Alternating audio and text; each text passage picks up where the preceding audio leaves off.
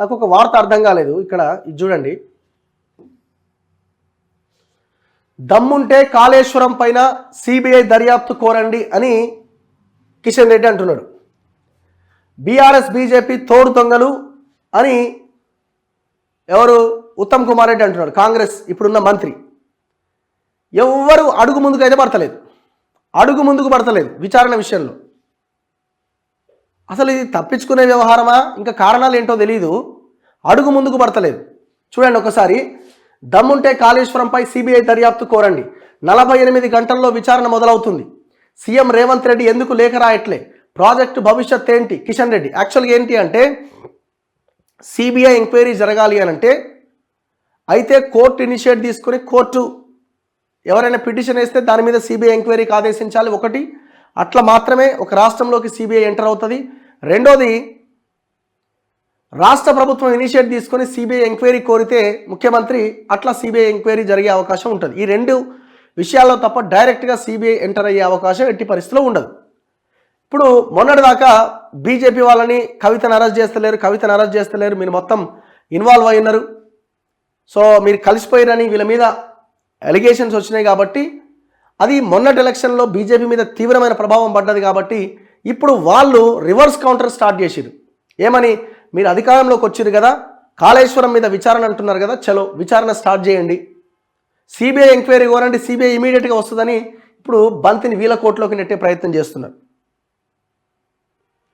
వీళ్ళేమంటున్నారు, BRS BJP తోడు దొంగలు, కాళేశ్వరం అవినీతిలో ఇద్దరు భాగస్వాములే, కిషన్ రెడ్డి కామన్ సెన్స్ ఉండే మాట్లాడుతున్నారా, కేసీఆర్ అవినీతిపై గత 10 ఏళ్లుగా ఏం చేశారు, విద్యుత్ రుణ సంస్థలు సాగునీటికి ఎలా అప్పిచ్చాయి, వారం రోజుల్లో కాళేశ్వరం పైన జ్యుడిషియల్ విచారణ, నీటిపారుదల శాఖ మంత్రి ఉత్తమ్ కుమార్ రెడ్డి వెల్లడి.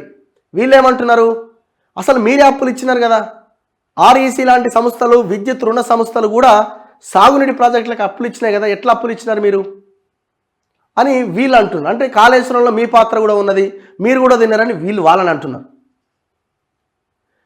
జరిగిన వాస్తవం ఏంది, మనం ఎన్నో వీడియోలు చేసినాం.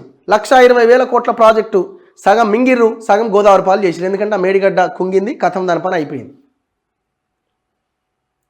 అవినీతి జరిగింది 100%. ఎవడెవడు తిన్నాడు, కేసీఆర్ కుటుంబం తిన్నది, కాంట్రాక్టర్ మెగా కృష్ణారెడ్డి, వీళ్ళందరూ కలిసి కూర్చొని పంచుకున్నారు. 100% ఇది వాస్తవం. మరి ఎందుకు విచారణ జరుగుతలేదు? వీళ్ళ చేతిలో రాజ్యం ఉంది, వాళ్ళ చేతిలో రాజ్యం ఉంది, వాళ్ళు వీళ్ళు ఇదే పనిగా. ఒక్కరి నోటి నుంచి అయినా కాంట్రాక్టర్ మెగా కృష్ణారెడ్డి పేరు వస్తుందా? రాదు. ఎందుకంటే ఆయన అందరికి కావాల్సిన వ్యక్తి. దేశవ్యాప్తంగా ప్రాజెక్టులు చేస్తున్నాడు, రాష్ట్రంలో చేసిండు. కాళేశ్వరం ప్రాజెక్ట్ అవినీతి సొమ్ము అన్ని పార్టీలకు పంచిపెట్టిండు. డౌట్ ఏముంది అందులో?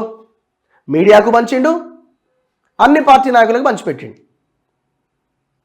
మరి ఇది విచారణ అడుగు ముందుకు పడాలని ప్రయత్నం చేస్తున్నారా, లేదు మెగా కృష్ణారెడ్డినో ఇంకెవరినో కాపాడడానికి ప్రయత్నం చేస్తున్నారా? రెండు పార్టీలు సమాధానం చెప్పాలి. ఎవరికి వాళ్ళు, మీరు సిబిఐ అడిగితేనే మేము ఎంటర్ అవుతామని వాళ్ళు, లేదు మేము చేస్తామని వీళ్ళు. ఎందుకు? గతంలో వీళ్ళేమంటున్నారు, రేవంత్ రెడ్డి గతంలో పిసిసి అధ్యక్షుడిగా ఉన్నప్పుడు లెటర్ రాసిండు కదా, మరి ఇప్పుడు ఎందుకు రాయడు సిబిఐ ఎంక్వైరీ కావాలని అని వాళ్ళు అడుగుతున్నారు.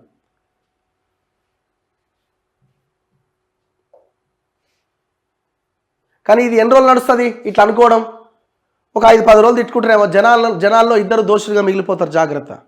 మీరు కనుక దీని మీద విచారణ చేయకపోతే, ఒకవేళ మీరు తూతూ మంత్రంగా విచారణ చేసి ఏదో చేసినామని చెప్పి కాలయాపన చేసినా జనాలు ఊరుకునే పరిస్థితుల్లో లేరు.